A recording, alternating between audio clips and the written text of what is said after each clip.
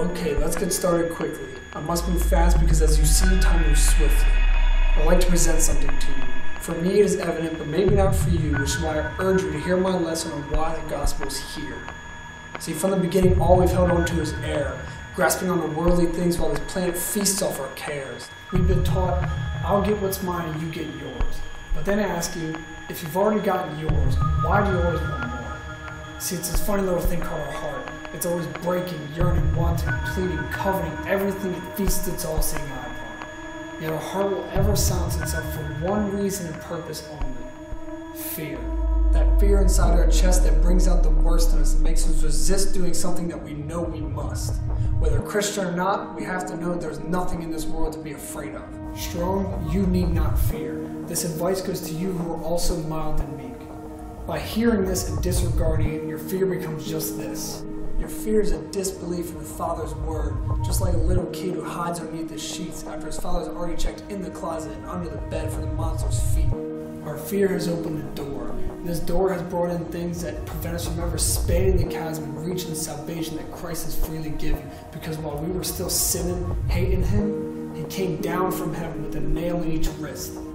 While on the cross, one hand rested in heaven, while the other remained extended, hand open, waiting to pull us to the other side so that we can be mended. Contrary to the belief of some, God does not care the wrong you've done, will do, or are doing.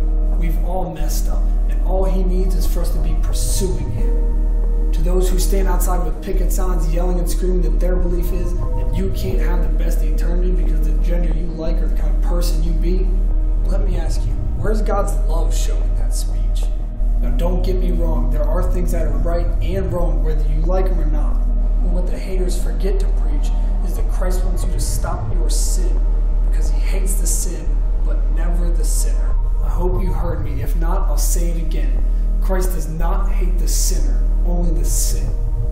If you preach words of hate and words that judge, your speech is not out of love and is not spoken from above. To those who preach criticism, to anyone who makes mistakes, remember this. The Savior's name was Christ, not you, so sit down your self-righteousness. The preachers, the wise, the poor and the despised, the hated, the beloved, the cherished, and those filled with pride, we are all standing on the opposite side of this chasm, and you, the Holy One who came down and died. The wisdom of scholars cannot get you to heaven, neither your riches or your charity, because God runs this reality like the roadrunner, homie. You're just a measly coyote. Your tools of good deeds and your instruments of war will all fade in the end of time, and in the afterlife will exist no more. When Christ died, He was buried in the tomb. Men lost their belief in the promise, and like the disciples, ran and scattered to their rooms and sat in fear where they questioned, as you may be doing now, asking, what worth does my life have in the great universe? You see, the good word says, your worth is so much more than kings and queens, worth more than gold-paved streets that you will see in heaven if you choose to believe the message of the risen Lord, Christ, who is our King. You see, when the stone was rolled away, it too became an open door.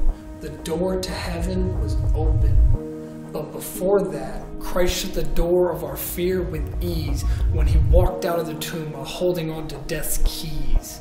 He died and rose for those who believe and those who won't. And He walks with us, protects us. And ignoring that rule is like saying that gravity has no meaning and has no pull. It doesn't matter the opinion of you or me, because what is done and what is finished is finished. The gospel's message can never be changed by the opinion of man. Listen carefully.